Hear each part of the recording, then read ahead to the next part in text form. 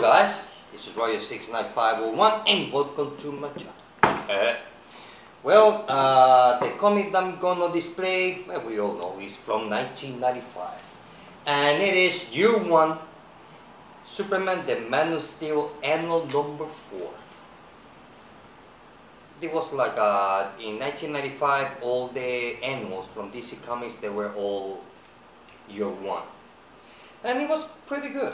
Although, to be honest with you, I have no idea what this story is all about. I forgot. I mean, I haven't read it since 1995, so it's been a while. So, you know, we get to see Superman and the Justice League. Awesome cover. So I go here.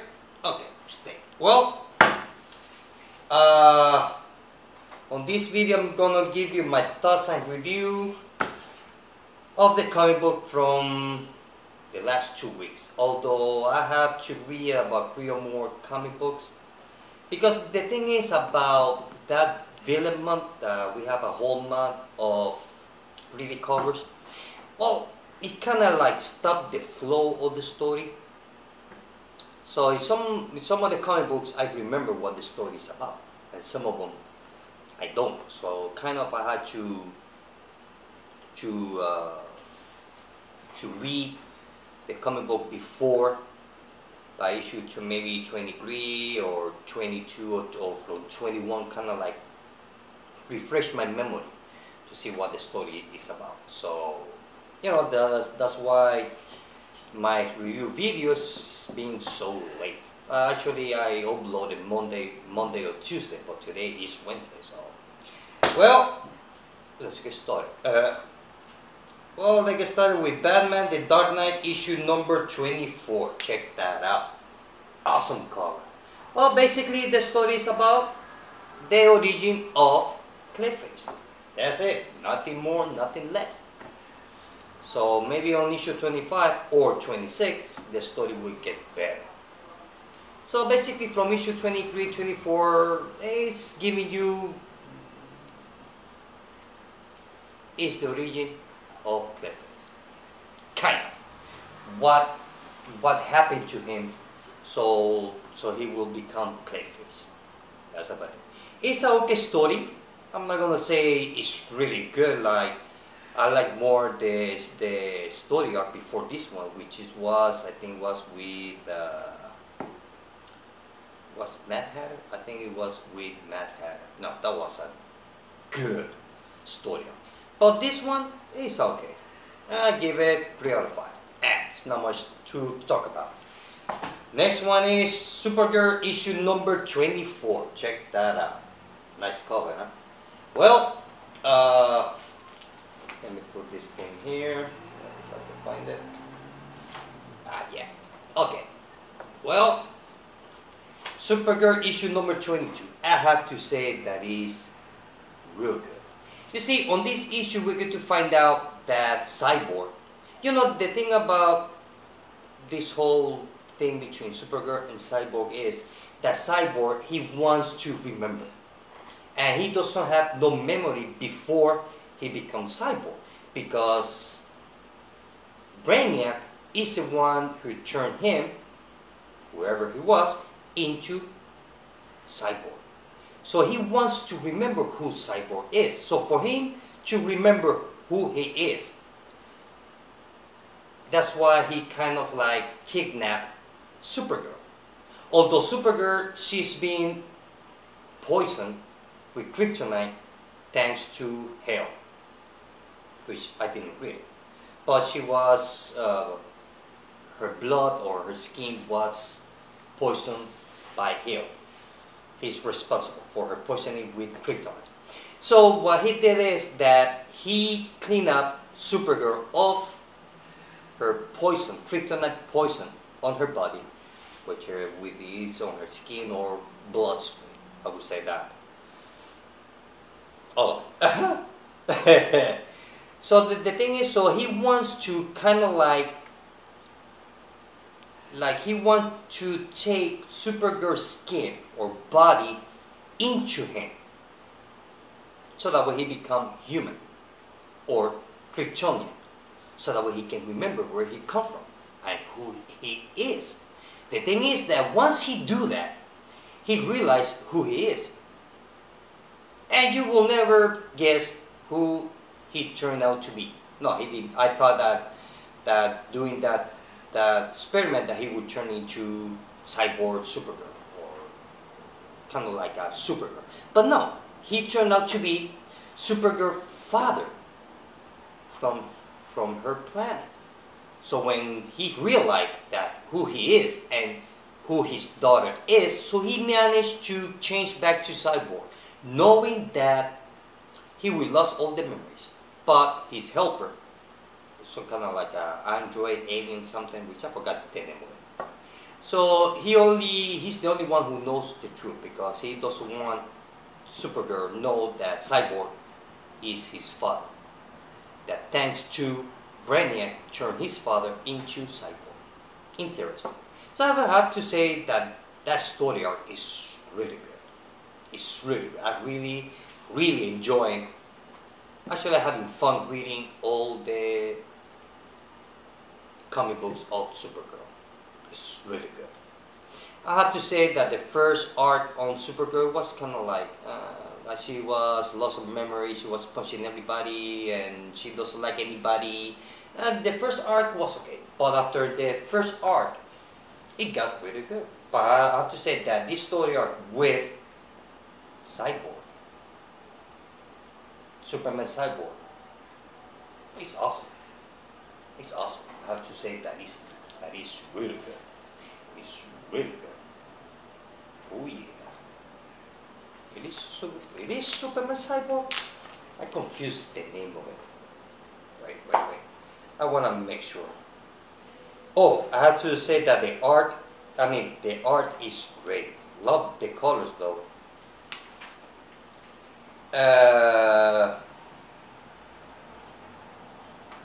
Let's see if I get to remember. Just 10. I just want to make sure, that's all. Yep. This is the Cyborg Superman. Yep. Just I got the tendency to confuse this Superman with from the one from Justice League that is half human now. Now he's the computer expert. I get to confuse those two names. So back to Supergirl. I would say that we'll give it 5 out of 5 because that story was good. And we'll continue on Action Comics Annual or Superman Annual that coming up this week. That is the beginning of a new crossover between Supergirl, Superman, and Superboy, which is called, I think, it's Return to Krypton, if I'm not mistaken, which I'm gonna buy. So actually, I'm gonna read that crossover between Superman and Superboy. Although I don't read any of those two books, but I'm gonna give it a try. I want to give more a chance to Superman than Superboy. So we'll see how that goes. So it's a 5 out of 5. Yeah. Next one is Green Lantern issue number 24, part 4 of Lights Out. Check that out. Awesome call. I have to say that it was good. I mean, since the relaunch of the New 52, the Red Lanterns series so far up to issue 24, it was up and down. Because I think it's not easy to write stories about the Red Lanterns because they're always in a bad mood. They're always pissed off. So since Guy Gardner joined the Red Lantern under Al Jordan's order as a spy. So I have to say that Guy Gardner really fits with the Red Lanterns, because we all know that Guy Gardner, he's always in a bad mood. He's always picking up in a fight. He always want to fight. So I have to say that was so good. And I hope that Guy Gardner will stay on the book for a long time, because Guy Gardner gave the Red Lantern a new light. I have to say that it's really good. It's really good. To me, that's a 5 out of 5. Just excellent.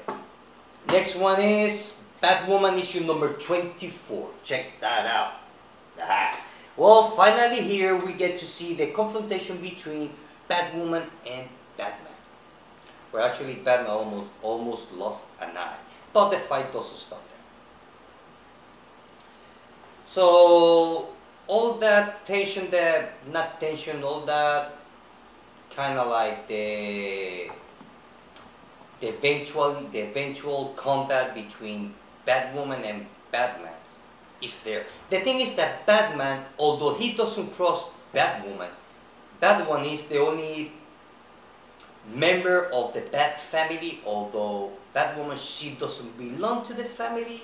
She only belongs on the Batman family just because she's wearing Batman symbol. But Batwoman, she's the only one that belongs to the Batman family that actually tell Batman, you know, don't mess with me. And I would say that Batman, he's not afraid of Batwoman, but he cannot respect her. Because Batwoman, she's unique. I mean, she doesn't belong to the Batman family. Jessie does, just by the name Batwoman, and just because she wears the Batman symbol. But she's a unique Bat book. Has nothing to do with the rest of the Batman books at all. That's why it's so good. So if you're not reading Batwoman, read it. Actually, read it from issue number 7, because you're gonna love it. You're gonna love Batwoman. Get it in trade or flop it, because you're gonna like it. So that issue 24 is the beginning of the confrontation between Batman and Batwoman. Because Skull is behind all that, because Skull wants the confrontation between Batman and Batwoman because Skull wants to know Batman's identity. That's the whole thing. So it's really good. I really like it. For me, that's a 5 out of 5. That's another 5 out of 5. And it's hard to read. Wow. Next one is Birds of Prey issue number 24. Check that out. Awesome cover.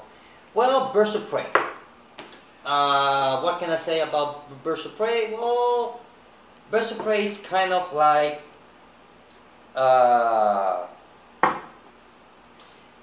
to enjoy Birds of Prey, at least in my case, I had to forget Oracle. There's no Oracle at all. So Birds of Prey is a type of comic that is there. It's good, but it's not the greatest. It is bad, but it's not the worst. I don't know if that makes any sense. It's just kind of Birds of Prey stories, just kind of like unique storytelling. It's like it's part of the rest of the universe, but it's not at the same time because they have their own thing. So it has a lot of up and down, But I would say that from issue 20 or 19, I have to say that since Talon joined the team and Falcon, so the story got a lot better. So here we get to see that what's this guy name?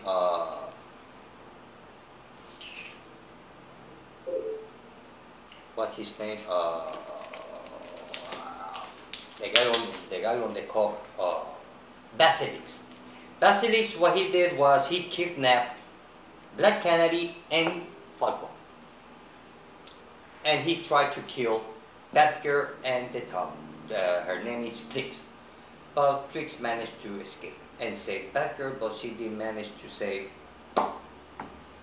Black Canary and Falcon. The thing is that Basilisk, he's kidnapping people all around the world that they are metahumans, no matter what type of superpowers they may have. No matter what, he's collecting them. Actually, he's kidnapped all of them. and kind of like brainwash the kind of like brainwashing, so that way he can have meta-human evil criminal gang because he wants to take over and rule the world. Here we go, another villain. He just wants to rule the world. I mean, they don't like the idea about rob a bank or steal a car. No, they just want to rule the world. So those guys, those villains, they really think big. So Black Canary, she see her suppose her dead husband is kind of like on a dormant state or stage. So she's in love with Falcon because she thought that her husband's dead, although she's still in love with her dead husband, which she finds out that he's not dead, or at least he's on a dormant state or stage. And so, and the quest of Batgirl and the Talon search for them. That's the whole thing. So I have to say, at the end of the page it says that will continue on issue or year 0, issue 25, which I don't know. But I would say that will continue on issue number 26. But other than that, it was good. I mean, the thing about Birds of Prey, you have to read it in trade. That's the thing. It's more enjoyable if you have the full arc. That's how I think that you might enjoy it. And I will give it 4 out of 5. Yeah. And the last one that I have so far is Justice League America issue number 8. Check that out. It's part of Forever Evil. Well, what can I say? This one's good. I'm just gonna say that it's a 5 out of 5. Just like that. Why? Well, because on that issue you get to find out what happened to the Justice League.